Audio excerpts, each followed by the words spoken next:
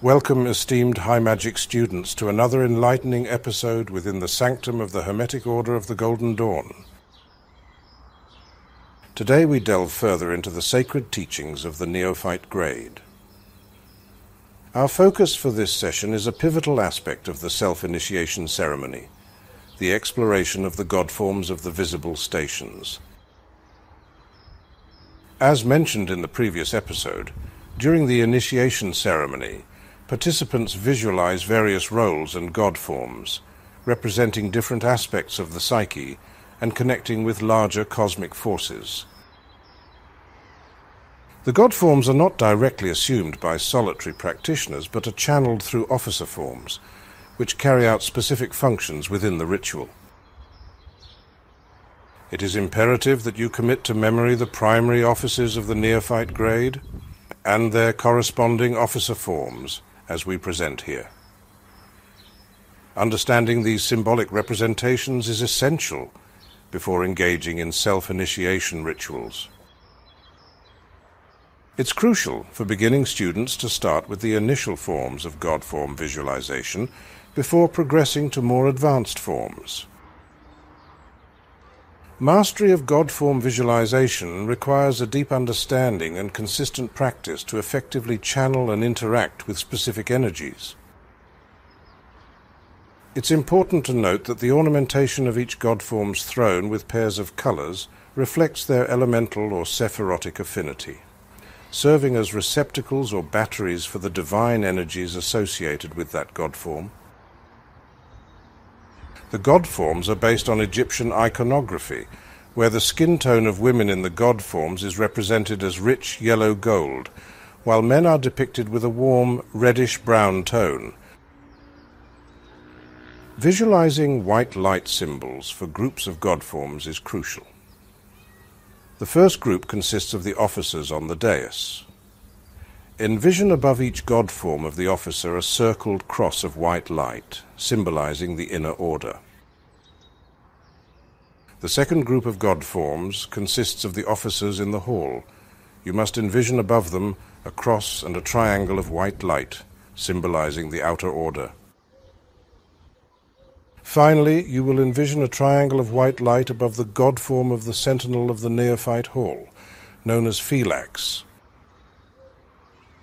This sentinel is typically positioned in the southwest corner of the pronaos, a Greek word meaning antechamber. The triangle of white light above Phylax symbolizes the illumination extending into the darkness of the outer, uninitiated world. Let's introduce you to the Godforms. Isis, depicted as the premonstrator or premonstratrix, embodies various symbolic elements in her Godform representation. She is depicted with a human head, wearing a striped blue and orange headcloth, called nemes. She has a blue linen gown and banded orange and blue pectoral collar and wristbands. Isis is associated with either a blue lotus wand or the blue wand of the premonstrator, sitting upon a throne of blue ornamented with orange, which is placed on a white pavement. The imperator or imperatrix is represented by Nephthys. This Godform features a human head adorned with a striped red and green nemes, wearing a red linen gown and sporting banded green and red pectoral collar and wristbands. Nephthys holds either a red phoenix wand or the red sword of the imperator and is seated upon a throne of red, ornamented with green, placed on a white pavement.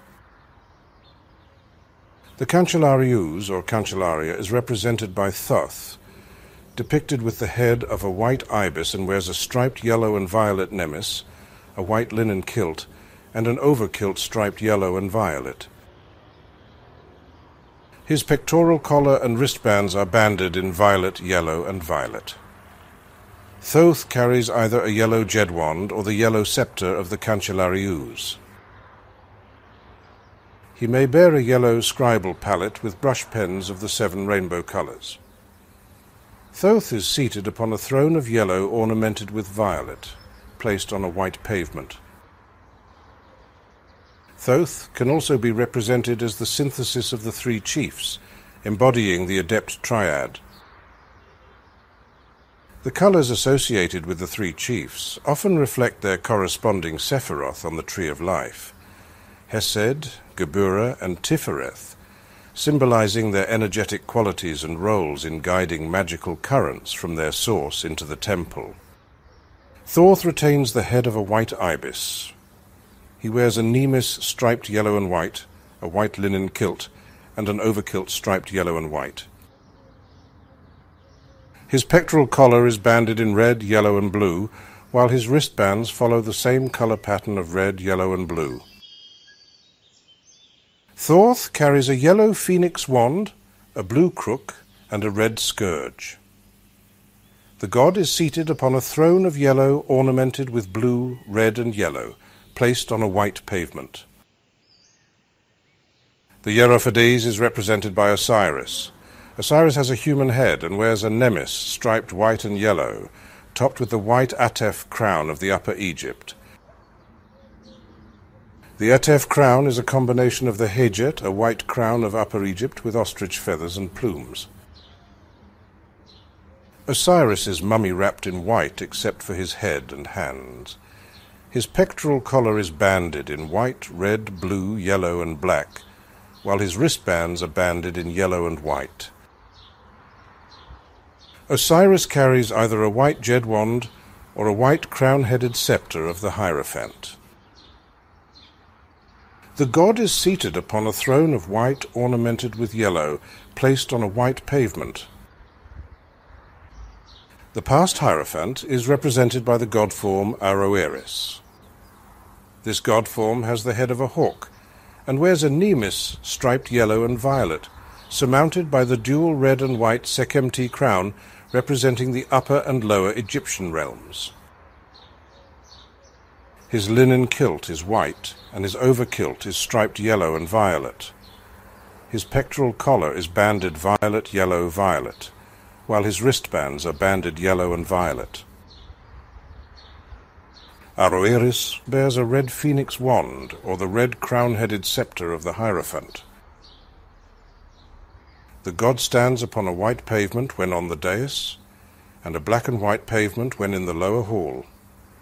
When seated, the god occupies a throne of yellow ornamented in violet, which stands upon a white pavement. The Hieres or Hierea is represented by Horus, depicted with the head of a hawk and wears a nemes striped black and white. His linen kilt is white and his overkilt is striped black and white. His pectoral collar is banded red, black, red, while his wristbands are banded black and white. Horus carries a red sword and stands upon a black and white pavement. When seated, he sits on a throne of black ornamented in white on the same pavement colors. The Hegemon or Hegemony is represented by Themis. She has a human head and wears a nemes striped black and white. Her linen gown is white and her pectoral collar is banded black, white, black. Her wristbands are banded white and black. Themis carries either a yellow phoenix wand or the mitre-headed scepter of the Hegemon. When standing, she is placed upon a black and white pavement in the hall, or a black pavement in the pronaos. When seated, she sits on a throne of white ornamented in black, on the same pavement colors.